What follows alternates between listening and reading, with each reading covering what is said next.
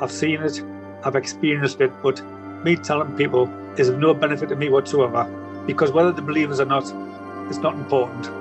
I know what I've seen, and that's just important to me. That's the first question. Did you take a photo? And so it immediately puts you on the defensive, because when you say no, people say, well, it didn't happen. You're on the back foot of what's your little story. Welcome to Big Cat Conversations. We speak directly to people who've encountered one of Britain's big cats. We also discuss the bigger picture. I'm Rick Minter, and thanks for joining me.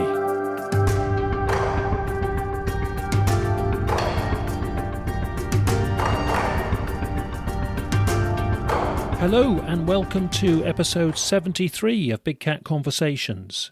We're coming to you around mid-April in 2022. Our guest for this edition is Jonathan, and he is currently based in Staffordshire, and he's retired from work in the military and the police, and that is all very relevant to some of what we'll hear in a minute. He's going to tell us about his very full-on big cat encounter in South Derbyshire in 2013. That's coming up a bit later because first of all he will describe some of his experiences overseas when he's been up close to some large predators and big fierce animals, including some large cats.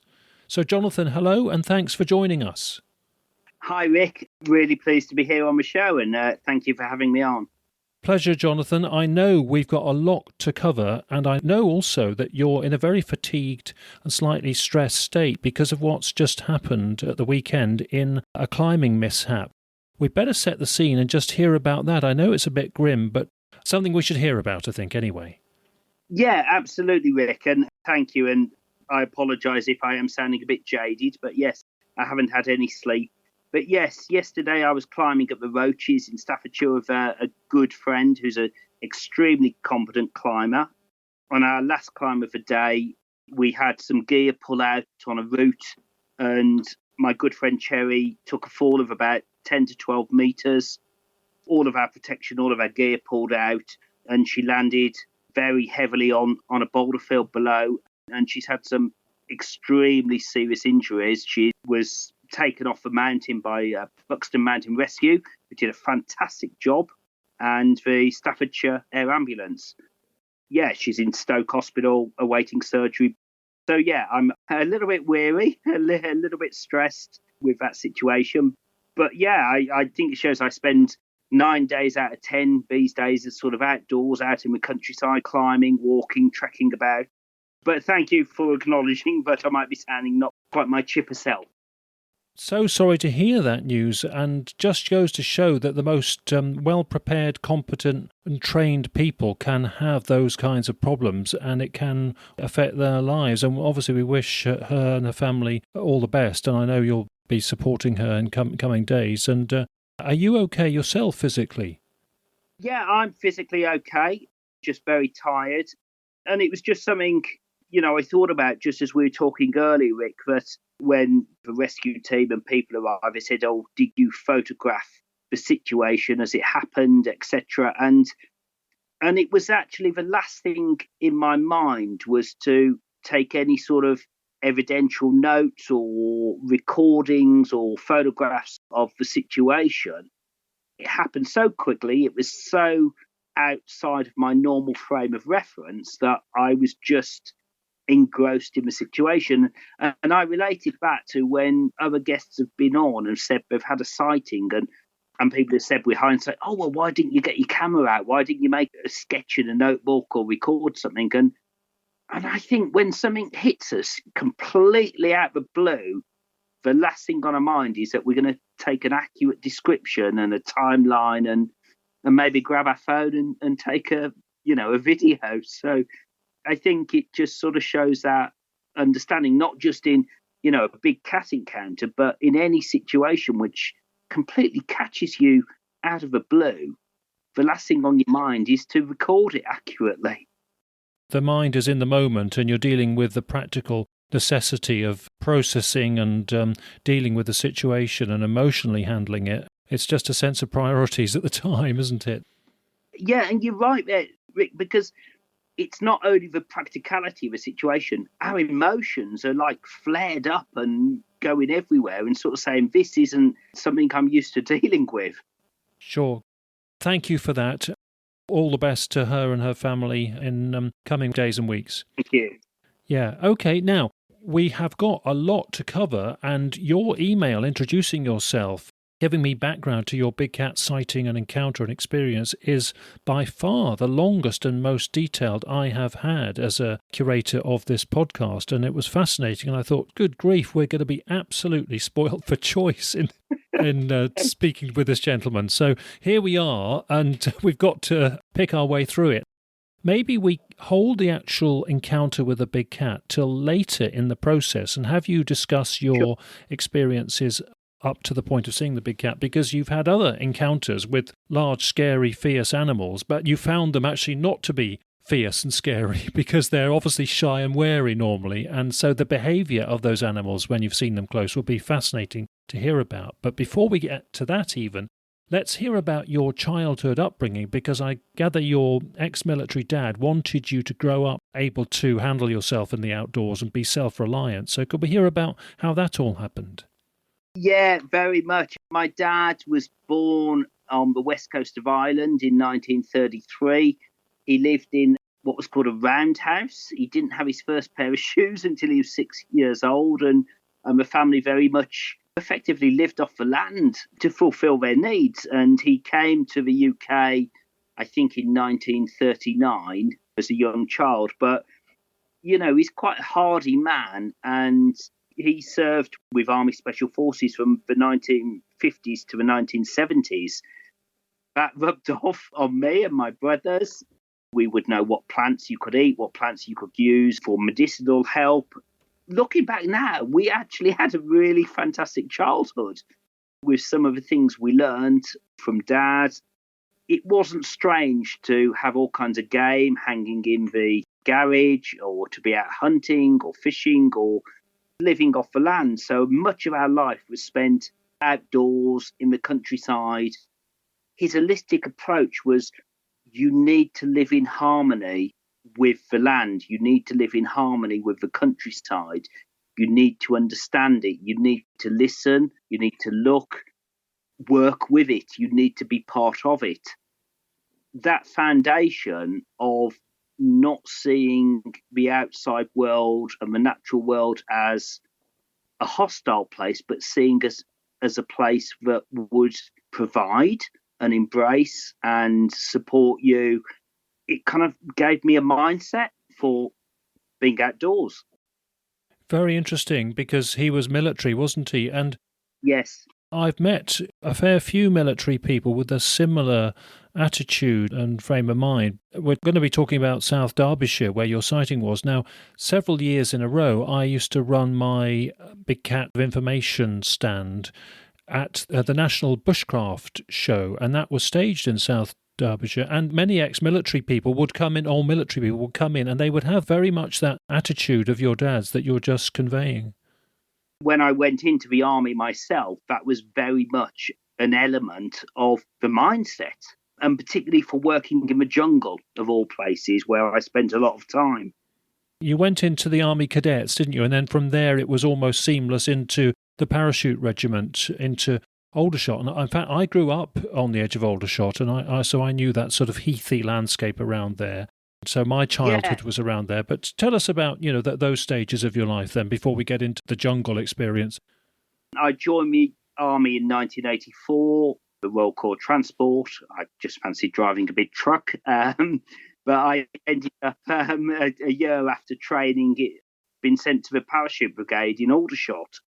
I was seconded for Pathfinders, who were the reconnaissance special forces unit with the brigade.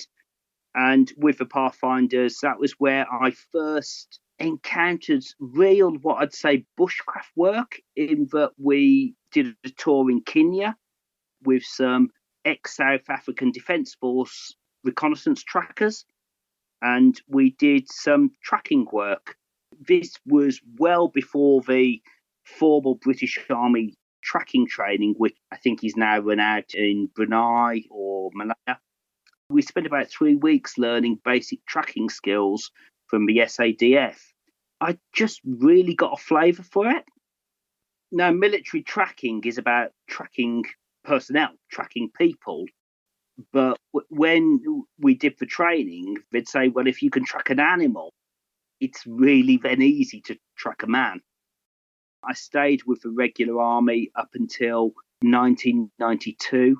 I finished in the regular army then, but I stayed with the reserves and the Special Air Service Reserve up until 2005. And during that time, I worked in a lot of environments in a military tracking capacity, pretty much worked all over the world in various environments.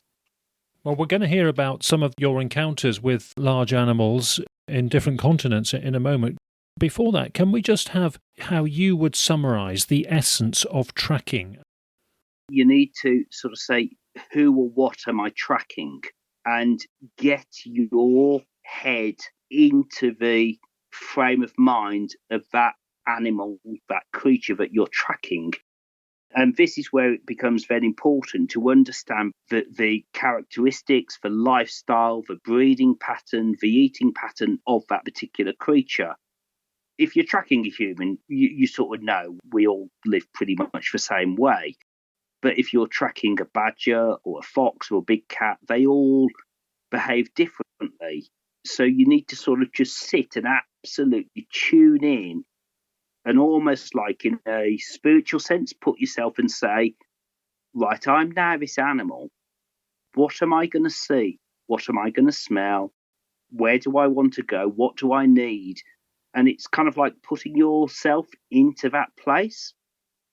I meet a lot of ecologists and trained sort of zoologists in my various activities doing sort of big cat follow-ups and big cat information stands. And many of them, not all of them, because some of them have had big cat encounters or have found what they feel is sort of tracks and signs of potential big cats. But most of them, I would say, claim that they are tracking and on the case of the animals that they study in the outdoors, and they are slightly sceptical, if not fully sceptical, because if our proposals about big cats here and naturalising are correct, that they're surprised they haven't encountered the signs of the cats, at least in their activities. My response to them is often that is just chance. You weren't in the right place at the right time to encounter the signs. But also, sometimes, as I think you're implying, Jonathan, they're so focused on what their target creature is that they could possibly miss something else which isn't of interest to them. Is that too easy a shrug off, do you think, or is there something in that? I think you're absolutely spot on, Rick. And if I can talk to you about a situation, it's about 3 weeks ago. I was climbing with my friend Cherry, who's now in hospital in North Wales. Done a climb. We dropped the rucksacks at the bottom of the climb. We did a climb. We came down and my friend Cherry said, I'll just take all the kit down to the camper van. And I said, oh, okay, I'll backtrack along the bottom of the cracks and pick up the other rucksack. And it was a valley full of sheep. But I had noticed the sheep weren't coming up onto the higher area, and it was a bit rocky, a bit craggy, but you'd normally get sheep there.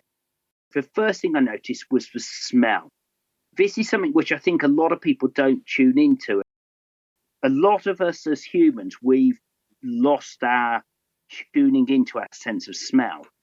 But I picked up first on the smell, this really quite unpleasant, wretched, but very strong ammonia smell. And that perked my interest, because I thought, I'm not expecting that. I shouldn't be smelling that here. It doesn't fit with this environment. And I carried on along them, and I noticed some trails, quite distinctive trails on really steep, rocky mountain ground, but there's a lot of mountain ash and rowan trees, so some good cover. But it was a 45-degree slope. It was steep ground, good trails, but I looked at the trails and there was no sheep, clove hoof tracks, but it was a well-used trail, but no obvious sheep or goat track which you'd expect to see. So I thought, well, okay, so there's something going up and down here, but it's not leaving any trail which has got a hoofed, cloven track. There's nothing that's putting paw prints out. So I thought, it's not fox or badger. I went up and I came across a small little cave or a laying up point. and it stank of ammonia. I thought if it was somewhere sheep had been, you'd expect to see wool scraped off on the inside or sheep poo or something, because that's what they leave if they get a shelter from a storm. But there was none of that. There was no evidence of sheep within 150 metres of it. 3 or 4 tracks leading away, I found a couple of dried up scats, which I've collected and picked up. And then I found about 100 metres away the carcasses of 5 sheep. You know, 1 sheep dies, another one comes to the same area and dies. But to have 5 skeletal remains, all in the same area, yeah, I have bagged up the bones. I've got a lot of bones for tooth-pit analysis, etc. I think you're right. 5 is more than you'd expect, isn't it? 5 is a potential graveyard situation where a predator is stashing them. Yeah, I've photographed the whole area. I've bagged up the scat, I've bagged up the bones, I've took photographs of the trails, you know, bounced it around through a couple of friends, and everybody's saying, well, we need to keep an open mind. We need to put some stuff on the website for this edition. Maybe we could have a couple of photos of that scene on this episode. I would definitely get them to you. I stumbled across this by complete accident. A completely inaccessible place for a normal human being. I was only there because I was looking for a rucksack, which we'd dropped at the bottom of a climb. No sensible person in their right mind would be in this area. What struck me as really, really strange, and I think this is what's really important, is looking at habitat and biodiversity, that the sheep were grazing everywhere else in the valley, but they were not coming within 500 metres of this area. My personal thoughts are, was it a cave or a hide where perhaps some cubs have been raised? That's really stepping out on a limb, because all I've got is some trails, some bones, and some dried scat. Yeah, but grounds for suspicion. Yeah, and an area where there are no deer, of course, but there are wild feral goats. Yeah, there are wild feral goats, but they're actually really quite robust. I don't know if you've met the goats from North Wales, the feral goats. No, every time I go there, I'm always looking out for them. Just shows you how stealthy they can be. I've never seen them. Yeah, in Cheddar, where I go quite a bit, in the Mendips, they sort of just stroll down into the town centre, so they can vary, but they melt into the landscape in North Wales very well. They're incredibly camouflaged and they are incredibly hardy. They come from an indigenous stock from 10,000 years ago. There's been DNA testing done, and we know they come from that indigenous stock. There's about 1,200 of them left. I'll send you a couple of photographs.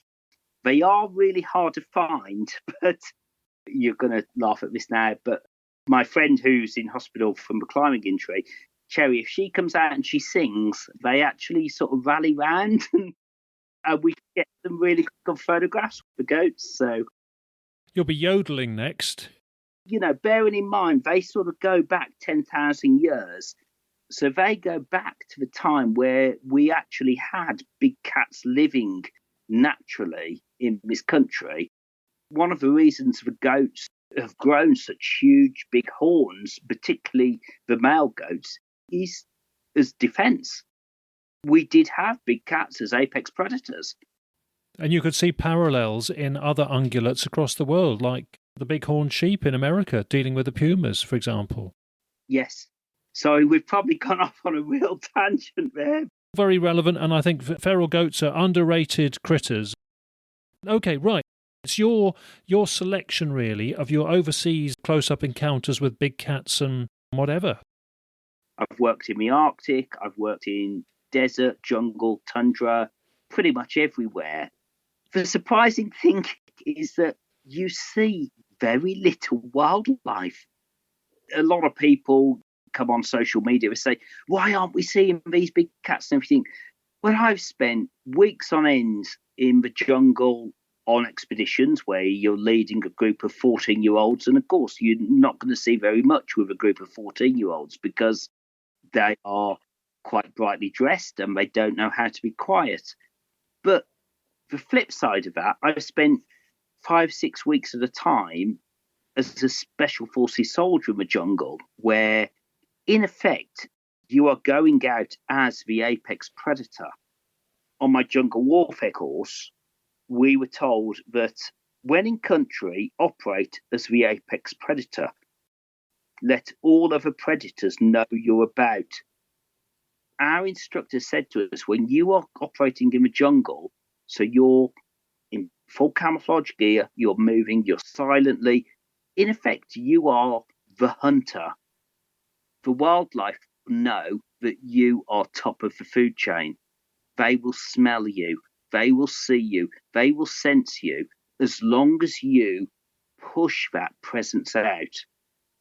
As long as you have that confidence which goes out of you saying, I'm here, I own this land, I'm out, I'm hunting, I'm coming through here.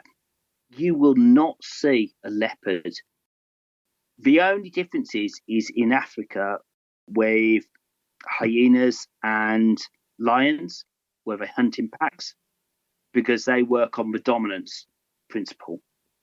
So there it's slightly different. But outside of that, in particularly big cats and bears and even wolves to some degree, when I've worked in Canada, the military working there said, you just present yourself as the apex predator. Wild animals are so tuned in. If you start showing yourself as terrified and scared, animals will pick up on that.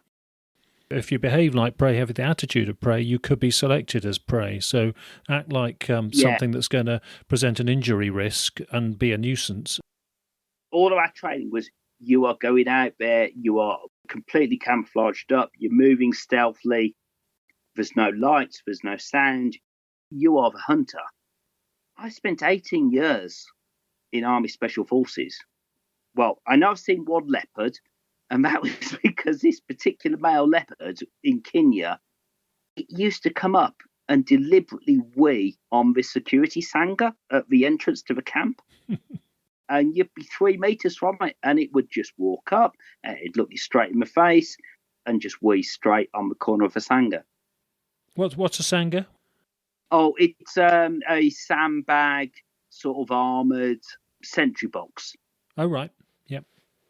It probably didn't help that we'd throw sausages and bacon out and whatever else. So I think it had almost become a bit humanised and got us on its, its circuit, its round, but it knew if it came there once a week and weed on the sangha, it would get a sausage. Yeah.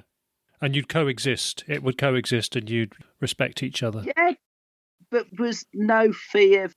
It would literally loll up the track towards you, kind of like in quite a nonchalant, relaxed way.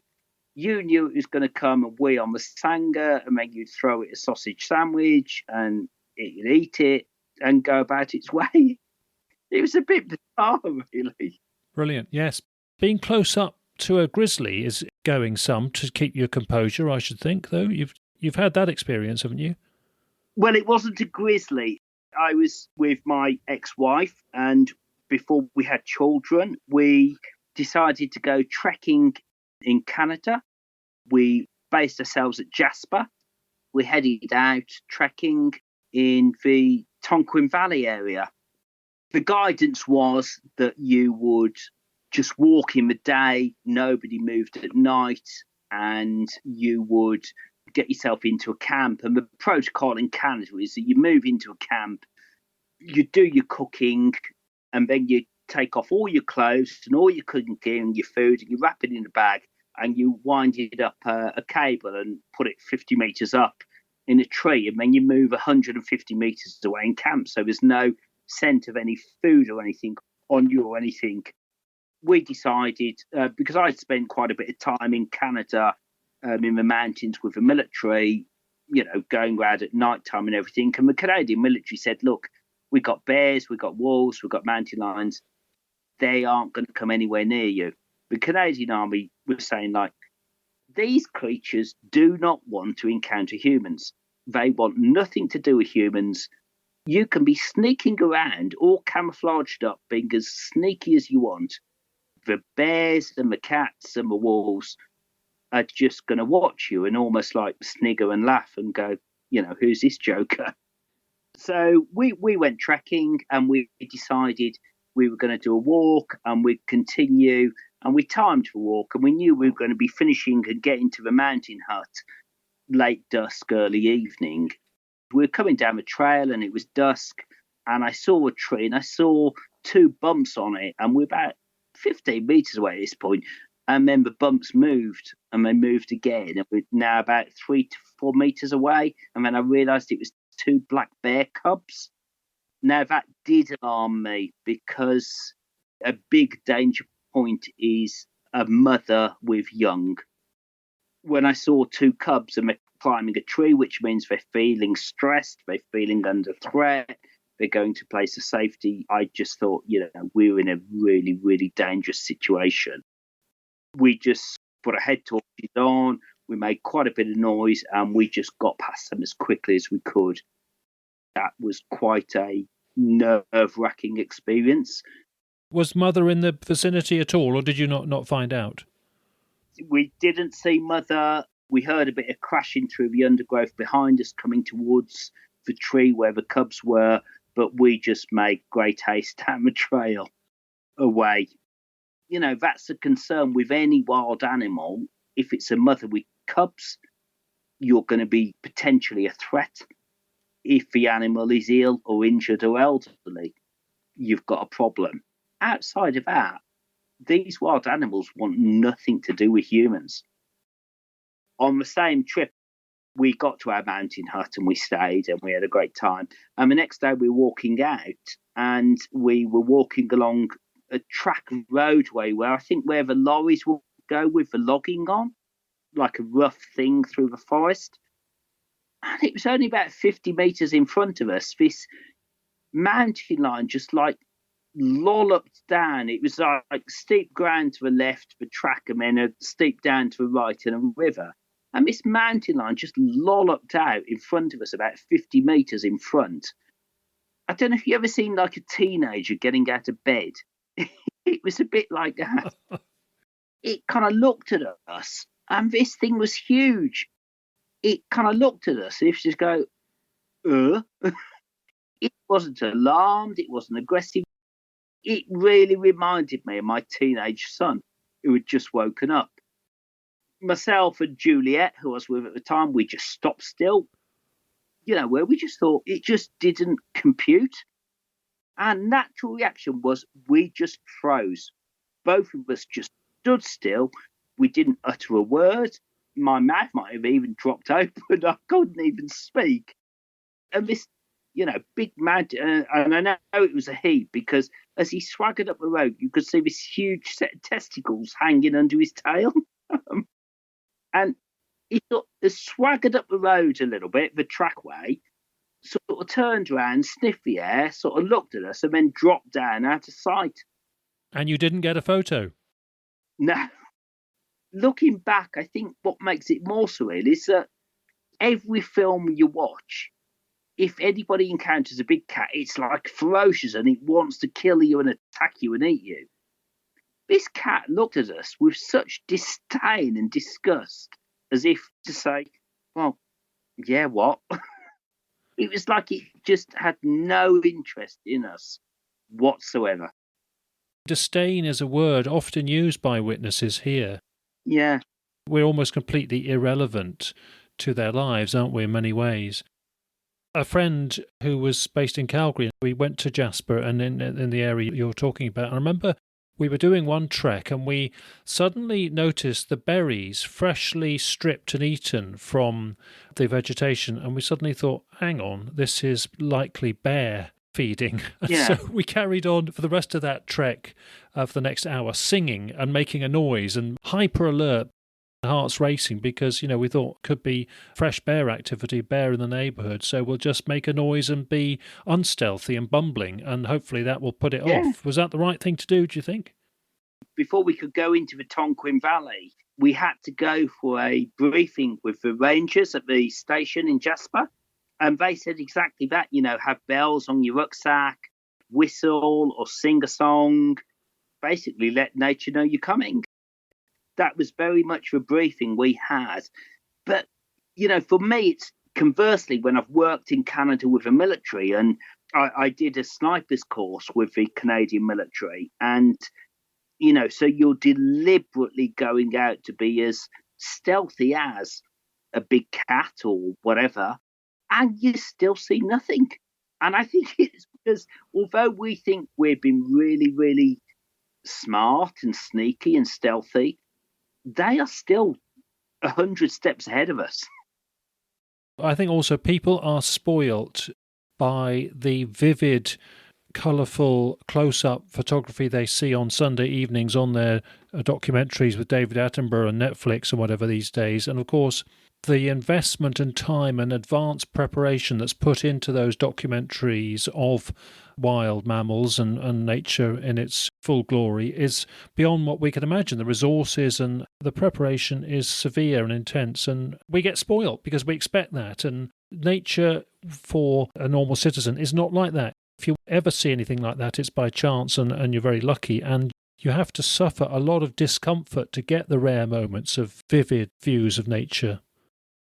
You do, Rick, yeah. I spent a lot of years outdoors, sleeping in ditches and under trees. And I just did a quick tot-up in my years. In my lifetime, I've seen one polecat. I've seen one pine marten. I've seen one otter. I've seen one wallaby, which was in Derbyshire. Yeah, I think the Derbyshire ones are now lost, aren't they? That they did die out. They didn't survive several severe winters in a row. I think that was the case. But they were being monitored by University of Manchester, weren't they? But Isle of Man's got some. Yeah, my sighting was back in the late 1980s when I saw one. So in terms of countryside rural foxes, I've only ever seen 3. In terms of city foxes, I've seen lots, but when I've been out and about in the countryside, I've never seen a badger and I've never seen a tawny owl. Yes, but you've heard tawny owls and you've seen the signs of badgers. Absolutely, but I just think this goes to show, because people say, if we've got all of these cats, why don't we see them? I'm just like, well, have you seen a badger? Yeah, or an otter. Yeah, otter's a good yardstick, isn't it? If you're not seeing badgers and polecats and otters, well, you're certainly not going to be having that many sightings of big cats. Yeah. Can we just hear about the black jaguar that you've experienced? I'd taken some time off from my job in the police, and I went out to Brazil to do some voluntary work with a sanctuary. It's a sanctuary for rescuing jaguars where cubs have been abandoned or habitat have been lost for whatever reason. And I went out and did 3 weeks voluntary work at the sanctuary. So I got to get a good perspective of the size of big cats, the behaviour, the smell, the characteristics, and it was a fantastic experience. I feel it certainly benefited me coming back to the UK with the interest in big cats. I mean, literally, I've had a jaguar. He was hand-reared from a very young cub, and he's literally sat on my lap like a domestic foot-long cat would, but this thing weighed like nearly a quarter of a ton. The main thing for me, which I think I noticed, was between jaguars and leopards. Jaguars just they just look much heavier. Yeah, well, they can take down bigger prey, can't they? I don't know, I'm trying to think of an analogy. There's the saying, the jaguar is the wrestler, the leopard is the gymnast. I've mentioned that on the podcast before, but I think it's such a good one. Is that the analogy? Okay, well, yeah, that fits very well. Did you see a black one at this sanctuary? Yes. This was the one that tried to sit on my lap like it thought it was a domestic cat. Linking back, that was what drew in my attraction in North Wales, because these cats have a really strong smell. Yeah. I haven't been up close and personal with a leopard, so I don't know if leopards or mountain lions are the same, but certainly the jaguars have this really strong ammonia smell. Oh, yeah. Yeah, I think all of the cats do. Yeah, all of those large cats do. Well, that's certainly what attracted me to this site in North Wales. before I saw anything, before any visual recognition, it was the smell. And I was just like, oh, that's not right. It was out of context because I spend so much time outdoors. I just thought that doesn't fit the environment. That's big cat. Yeah, thank you. Shall we get on to South Derbyshire 2013 and the events leading up to it? Because it wasn't just an encounter. You were getting suspicious that something was happening. And so tell us about being a resident in that area and dog walking just at the end of the road. I'll mention the village. It was a village of Overseal. Fantastic little village, ex-mining village. And was it part of the National Forest project? Free forest for multi-purpose forestry and recreational forest. That this was part of the sort of landscape regeneration projects. Yeah, that's exactly it. So they couldn't build on the land because they'd done with strip mining. So a lot of the land was then turned into nature reserves with lakes and really lovely area to live. And typical sort of second generation country village industry had stopped and people are now living there. And moved there 2009, and we had chickens, we had dogs, etc., like everybody else did. Everything was fine until about 2012, and then a lot of people were putting on the community group social media that lots of cats were going missing, a couple of dogs had disappeared, and lots of people were suffering attacks on the chickens, but during the day from the foxes. This seemed to increase. And going into 2013, I didn't notice it at the time, Rick. And this is the strange thing. I think because when things happen slowly in nature, you don't really notice it. But it's when you look back. If I turn left out my front door, 5 doors up, was the nature reserve, which had got waterways, part of a disused canal, forests, bramble, thickets, and it was, a real quite wild place. And we used to have deer up there because there was a lot of water. We'd have lots of wildfowl, all kinds of ducks and geese would nest. Spring of 2013, we had no wildfowl birds coming in and building nests and hatching young. We had a couple of pairs of swans, and they disappeared pretty quickly.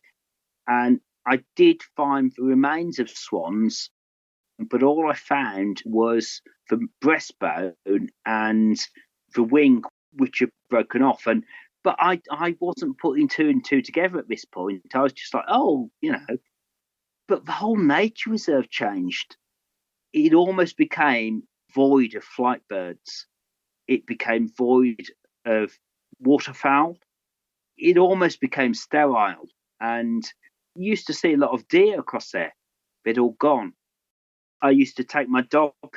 My dog was a Staffordshire Bull Terrier, Stella. I'd take her. She used to love going walking up on the nature reserve. But then with some days, particularly dawn or dusk, she wouldn't want to go. She'd pull back. If she wasn't on the lead, sometimes she'd actually get to a certain point and she'd return and she'd literally tail between her legs and run home and sit by the back door, which was just not her. And was a friend of mine, Fiona, who lived opposite. She got 2 retired police dogs, German Shepherds. She got a Saluki and another German Shepherd, which was, I don't know, it was a nightmare dog. It normally had to wear a muzzle. And she broke her hand horse riding. So, I used to help her walk in the dogs each morning for about 6 months while her hand was recovering. And one morning we were out, it was dark, we were out with head torches. And once we got on the nature reserve, we let the dogs off. And we heard the dogs get into an almighty fight. We could hear the dogs going absolutely mental, but you could hear something else, which clearly wasn't a dog, fighting back. We were making our way towards it as quick as we could and calling the dogs in. Eventually we came back. 3 of the dogs came back really, really badly injured. cuts and grazes and bite marks. We assumed they'd just been after a deer because that's what they would normally do at that time in the morning. This wasn't them taking down a deer, but I just wasn't connecting the dots at this point. The behaviour of the foxes changed. You know, normally what most people do with chickens, you get up at dawn, you go and open the chicken hutch, you let the chickens out, they come into a coop. What a lot of us did, you'd just let them out into your garden. You'd go to work for the day, you'd come back in the evening, you know, the chickens would go back in and you'd shut the door and they'd roost. The foxes went from nocturnal hunting to daytime hunting. The foxes would actually come into the garden while you were in the garden having a barbecue or something like that, and they would take a chicken. We caught 2 of them, and the foxes were suffering. There was a vet lived in the village. She looked at them, she said, these foxes are under extreme stress, suffering from malnutrition. They're not well. They are really, really stressed. We relocated the 2 foxes that were caught in traps, but the vet said there's something going on. You know, we got 37 cats missing from the village. 6 dogs have disappeared without trace. And we've now got foxes who have switched from nighttime hunting to daytime hunting. Clearly, the whole environment had changed. What were the theories for these goings on, especially the missing cats? What were the range of thoughts about what it could be? We had a couple of community meetings. We got the RSPCA actually came and brought us some fox traps because they said, you know, foxes are coming into the garden when you're in the garden with young children. That's a problem. So they actually gave us 2 fox traps and said, if you catch the foxes, well, there's options. We relocate them or there's, you know, humane destruction. The natural environment had become sterilised. Some spell had been cast. Yeah. But yeah, so that brings me on to my sighting. It was August 2013. I heard the normal alarm call of my chickens going, what chickens do when they're under threat. They make a very vocal alarm call. So I assumed I've got a fox there, which will be the normal predator I'd expect to see. I stood up, got out of bed. It's about 6 o'clock in the morning. It's August. We'd had some really bright sunny weather. The mornings were bright, crystal clear. So I got a long look. My distance up the garden was about 35 metres to the chicken coop. And it was a rising garden going away from my vantage point of the first floor bedroom. I looked up and I could see the chickens were all still in the pen. They're secure. There's not a fox by the pen.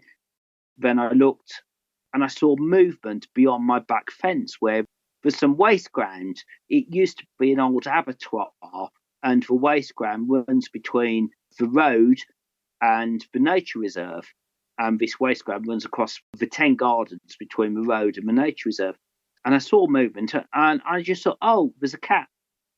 And then my brain sort of went, that's a big cat. It was kind of like, oh, it's a black cat. I don't know. It's like my brain went into like treacle. You didn't clock it as a big panther size animal first. It was just a feline first. My initial reaction was, oh, there's a cat. And then it was kind of like my brain, I think it kind of like really slowed down in the processing. And it was kind of like, that's a big cat. And as I'm speaking to you, that was kind of like how my brain was working. And then I started to sort of go, okay. And I actually really went through, am I awake? Is this real? Now, I'm quite used to dealing with situations which flare up right in front of your face. It's the unexpected. But my brain was still in that sluggish, is this real? Is this expected? If it is expected and it's real, what are you going to do about it? It's kind of like you sort of go into it, like a slow motion. you want to think faster, but you can't. And again, you're not reaching for your phone, for the camera. No. Well, at this point, I was standing absolutely naked, looking out the window. And the end result of my processing was, I think it wants to eat my chickens. So at that point, then, I threw on a pair of running shorts and trainers, and I ran up the garden. And I think what kicked in was when I did my jungle warfare training out in Malaya, the local guy said to us, if you do encounter a big cat, it doesn't want you, it'll be scared of you. Chase it away. He said, like your domestic cat that like jumps up on the kitchen table when you've took the chicken out, the Sunday roast out the oven, you put it on the side to just cool for 10 minutes before you carve it, and the cat jumps up and you shoo it off. That was how our guys said to treat, big cats. And they come from an area where there are melanistic leopards naturally. Yeah, and, so my instinct kicked in. There's a big cat. It's got an interest in my chickens. I don't want it to eat my chickens. So I ran up the garden shouting a hullabaloo in a pair of running shorts and trainers, and that was it. Shouting and screaming like an idiot, get away from my chickens sort of thing. I think my language might have been a bit more blue. And I ran up to the end sort of wall and fence and looked over, and this big cat moved along about 3 or 4 meters, and it just sort of stood there, looked at me as if to say, yeah, whatever. And it really just carried on its way. So I ran down the garden again, at my gate. I turned right. There's only 5 houses to the end of the road. So I ran down to the end of the road to try and get corroboration on my own mind. And on the road where this cat would have come out, there's a car stopped and there's a guy stood, driver's door open, and he stood with his hands on his head. And his mouth sort of open, but he can't speak. And I said, where is it? And he pointed, and opposite was a little car park where you can park about 15, 20 cars for a primary school. And beyond that was another nature reserve. And he was just pointing into the car park. So I ran into the car park, and this cat is just sitting there in the car park about 3 or 4 feet from a 5-bar gate, which then goes into the nature reserve. And it's just kind of like licking its lips and sniffing the air. And I'm about, 12, 15 meters from it. And at this point, I thought, Jonathan, you're in a pair of running shorts and trainers, and there's a really, really big cat there. What are you doing? I just sort of gently backed away, and it jumped up and went over the gate and disappeared. Do you think it was after your chickens, or do you think that was just the route it was taking coincidentally? Absolutely, it was just the route it was taking. If I could describe to you, and I've put some words down here, how it was moving. It was strong. It was powerful. It was confident. It had an air of arrogance and nonchalance about it. It was unimpressed by humans. It had a graceful swagger. It had a purposeful movement. It clearly had its own agenda. It was on a mission. It was going somewhere. And I've sort of looked at its line of travel. Although I'd only got a short little bit of its line of travel, 200-300 meters, it was heading towards Twycross Zoo. I don't know. I understand there's a lot of sightings around zoos, but I also understand that big cats don't have a tremendously great sense of smell. Certainly not like canines. Certainly Twycross Zoo, straight line distance, I think was 3.1 miles away. But it was on an absolute direct line. If you wanted to go from where I sighted it in a direct line to Twycross Zoo, it was on that direct line. And you said it was male. I remember you saying in your email that you saw it was a male. It was definitely male. It had got a huge set of testicles swaggering under its tail. I vividly remember that. Its coat was glossy. It had got a sheen to it. I mean, it was bright sunshine, although it was 6 o'clock in the morning. It was a really bright sunny day. It just looked the picture of good health. It just looked fit and well. I would say the height at the shoulder, the front shoulder, was 60 to 70 centimetres.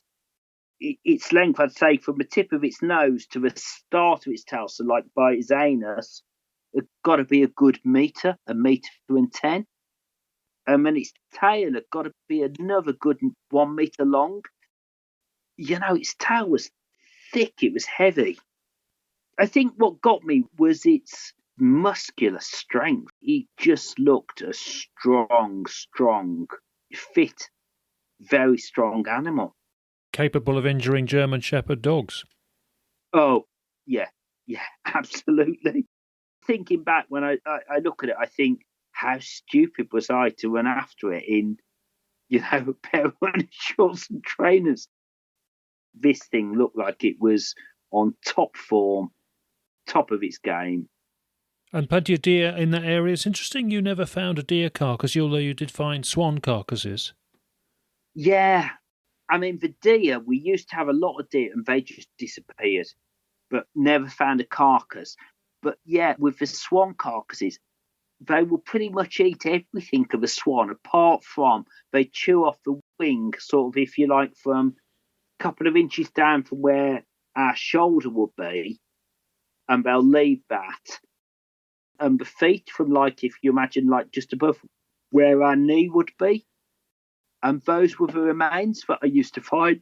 And dragged, of course, because they're dragged from the waterside, which a fox couldn't really manage. A fox could take an injured old one opportunistically, but not proactively just drag one out and then eat it out from on the breastbone. And to just leave that, that was all that was left, the 2 feet and the 2 wings. And I actually brought a couple of the wings home, and you might not want to broadcast this, but my boys plucked the feathers out and then make writing quills from them.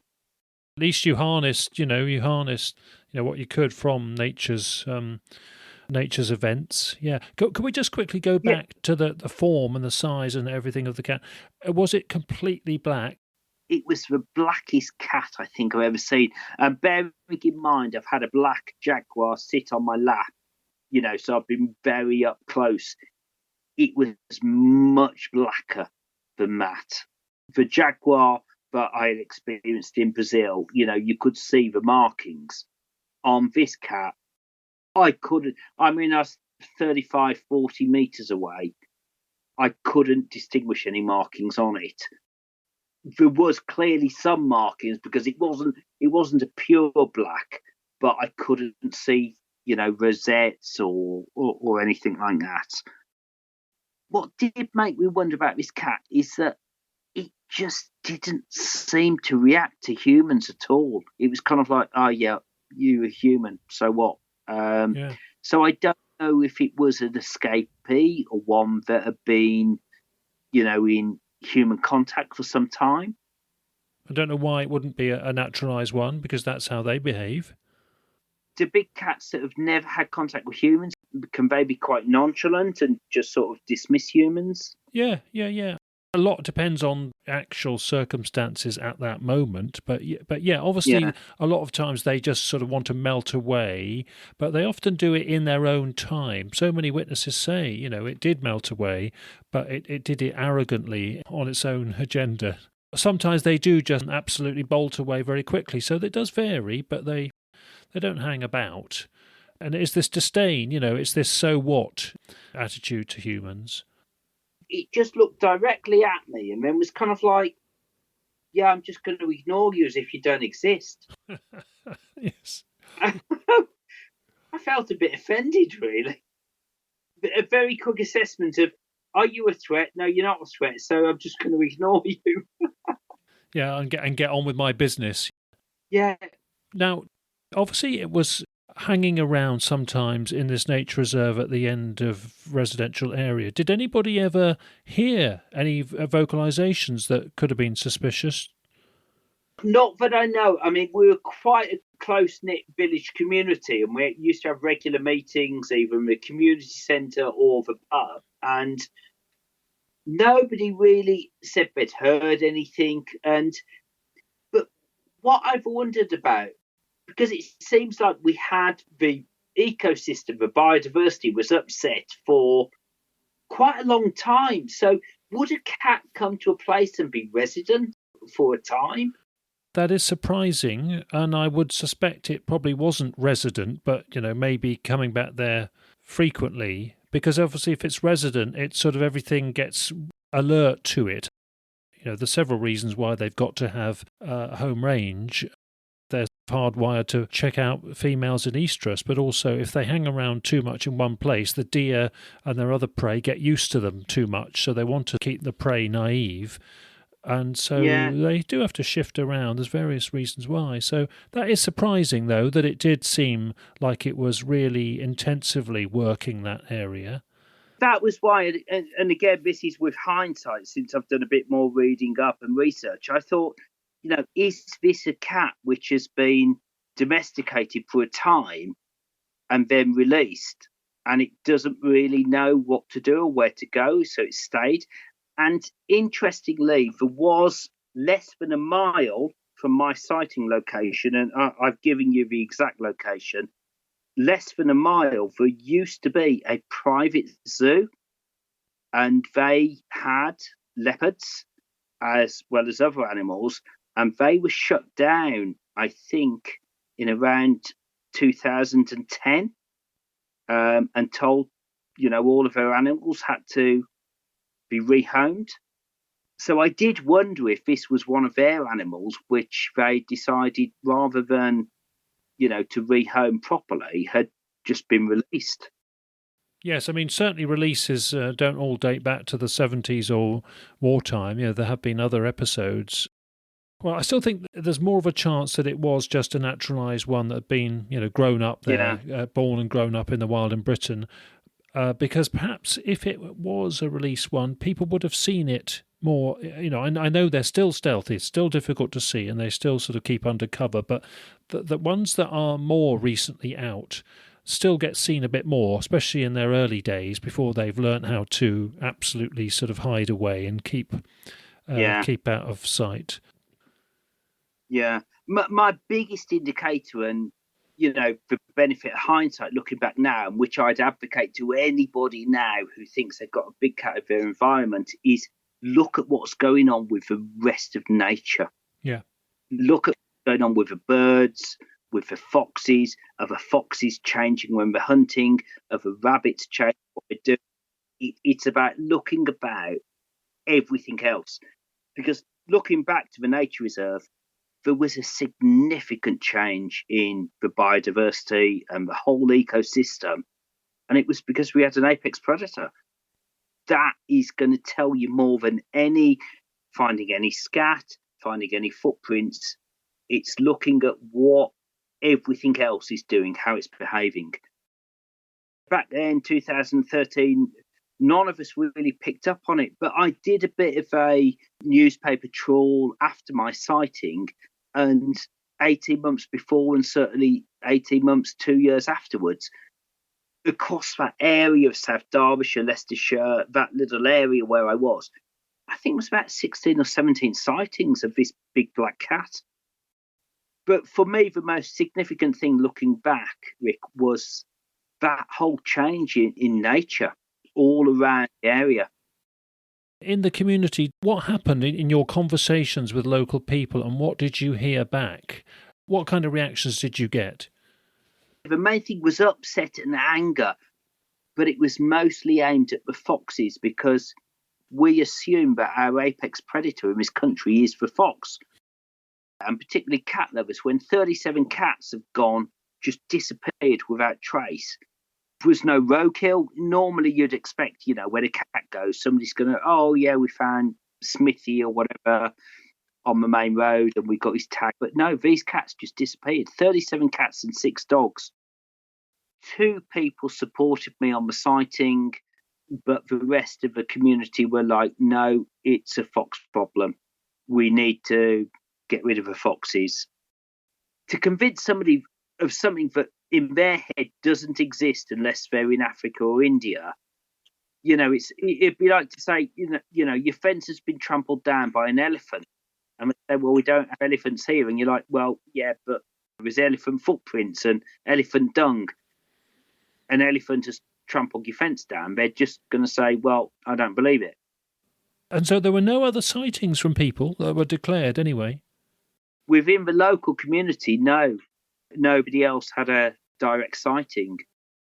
Both the guys that said they didn't think it was foxes and they thought it was a big cat were both ex-army.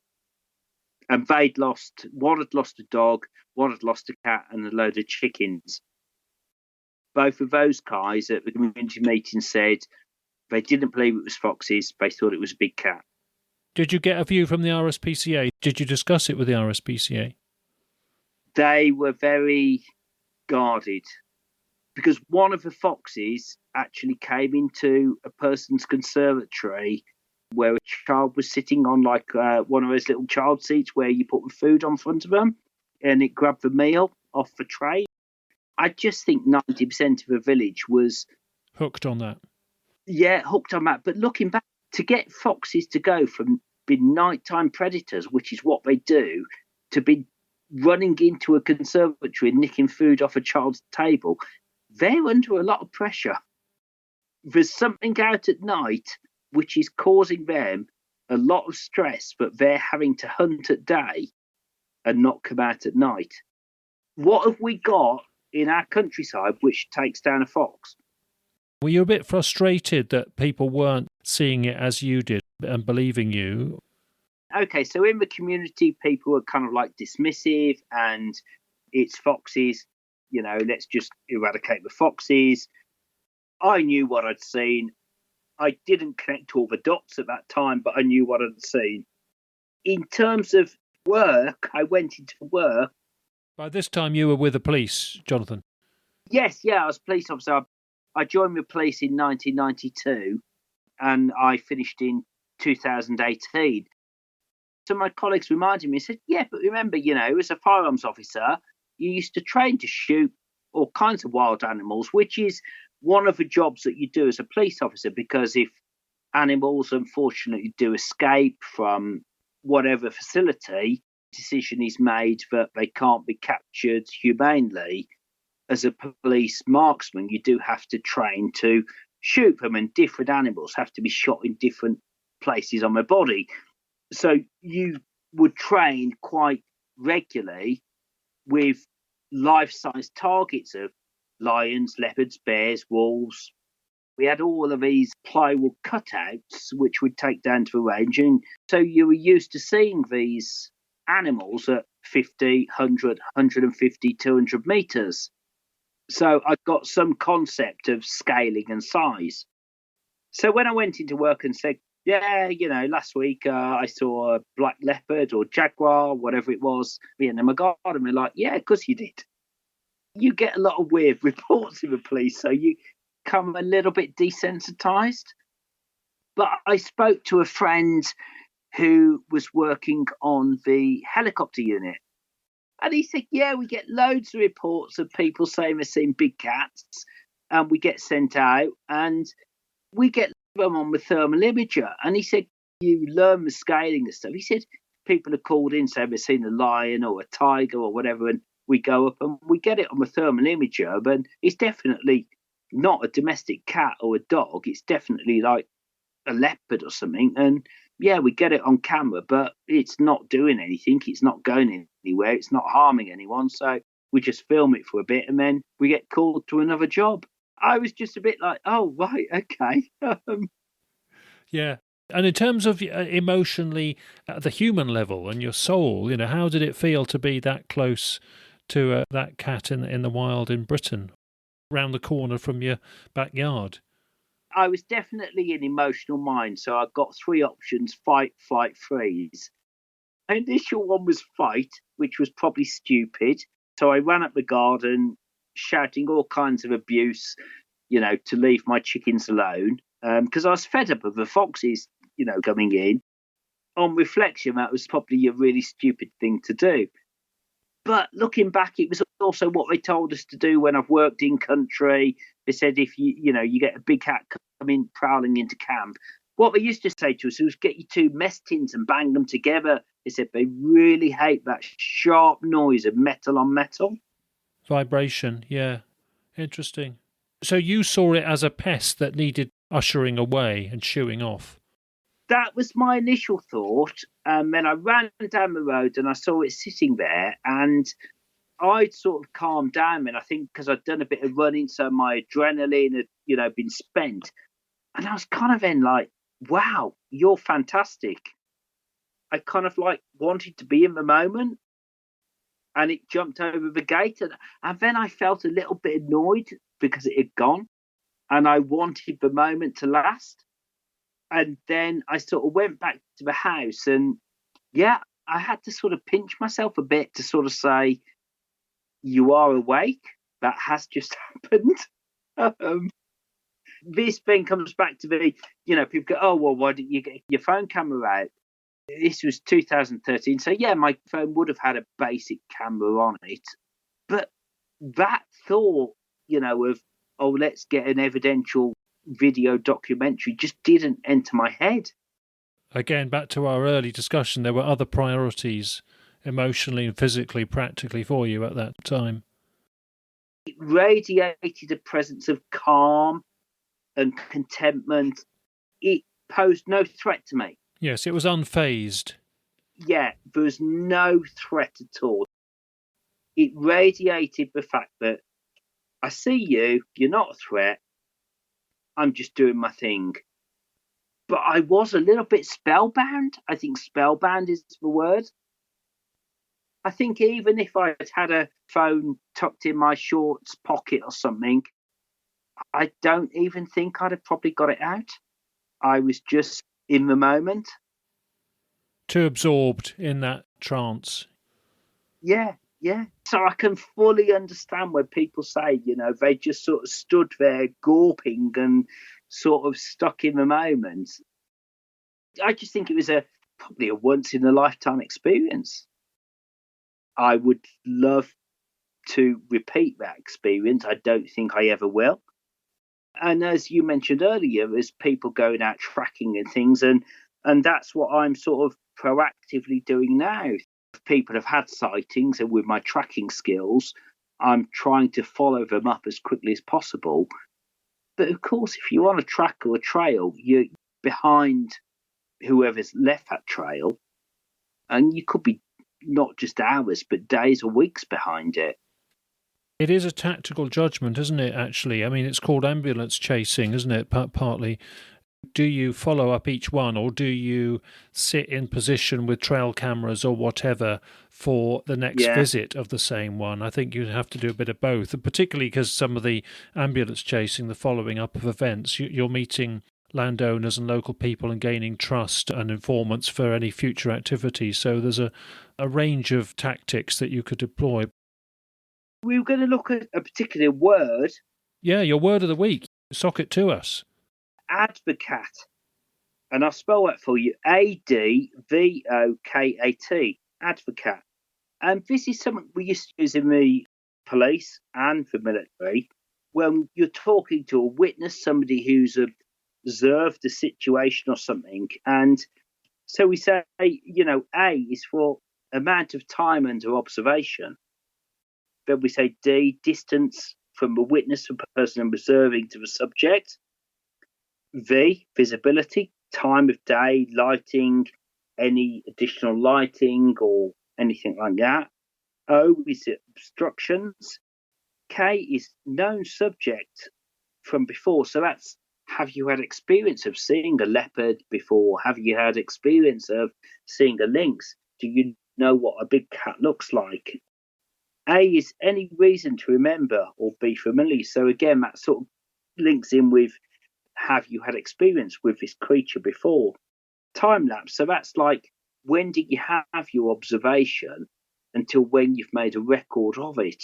And how accurate is your record? Because between observation and when you make your record, that time lapse memory does erode.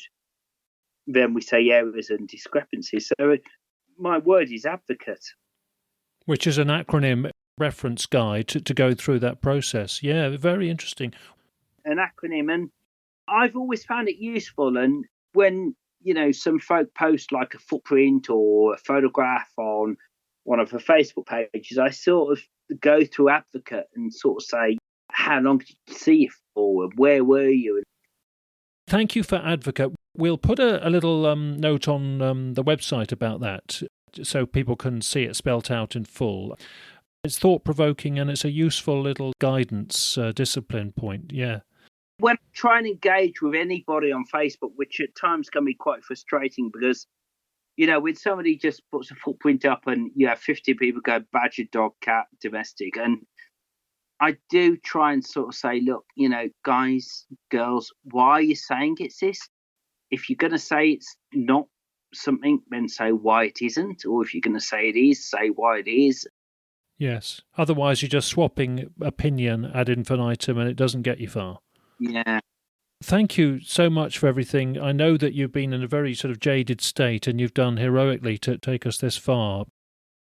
Finally, I wanted to say to you, in terms of what you do now to be sort of primed and ready to follow up things, knowing there are big cats around and you want to try and get more evidence, how are you set up to try and get more and better evidence?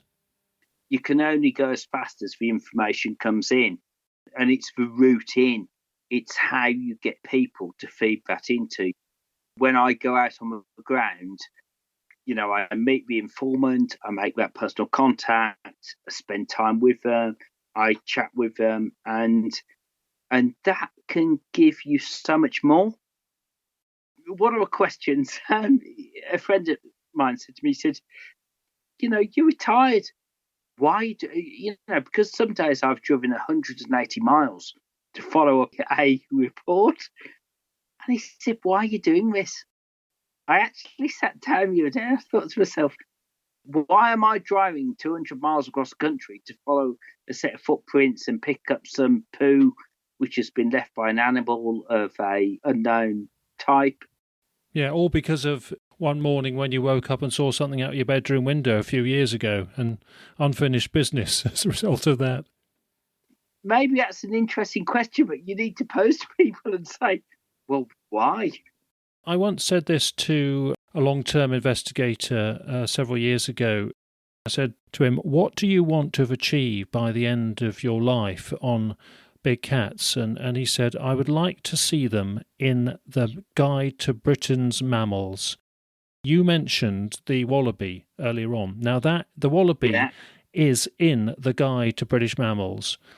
That's what he wanted. Then you've got to say, well, what do you want? Are we assuming it's straightforward puma, straightforward Eurasian lynx, and straightforward melanistic leopard, and what else? But so it's a question of what would get in that guide. But that's step one. Yeah. I think that is a good, half decent, answer. Yeah, I think that's really good. I think that comes a long way towards my why. One thing we didn't touch on is how you follow up. Do you have anything distinct in your follow-up work when you're on the case, or would you just have a sort of tracking kit, and do you use trail cameras or thermal cameras, and what kind of technology just quickly are you using? I tend not to use trail cameras because of the territory that cats use with the battery life of cameras. So I look at the territory use. I tend to go more on physical tracking. What I'm looking for is particularly for females where they're looking to try and lay up and have cubs. So den sites. Yeah, what I'm trying to do, because with trail cameras, you could be looking at a 12, 18-month, 2-year process of a cat coming around a territory. So what I'm trying to do with my tracking is identify laying up points where a female will want to lay up and have cubs, and then put trail cameras in and around that site. Yeah, okay. So more intense work on investigating and tracking for sign, and yes, and then home in on a place that is going to be more regularly used as a layup site. That is such a goal, isn't it, to find good layup sites Because that's where the activity is going to be so often. Ultimately, I think what we all want to prove is that we've got a population which is ongoing. Yeah, viable. Yeah, a viable population. So my focus is on not looking at individuals. I want to try and track females with cubs and prove we've got viable breeding population. Great. Okay, we are going to have to leave it there. Thank you again so much for all your input. It's been stimulating stuff. You put a lot of effort into it, and I see you're going to continue to do that. We'll no doubt keep in touch. But meanwhile, thanks ever so much for these stories and information, and good luck with everything. So thank you, Jonathan. Thank you, Rick, and I will keep sending you some updates of what I'm up to. Lovely. Thank you very much. All the best.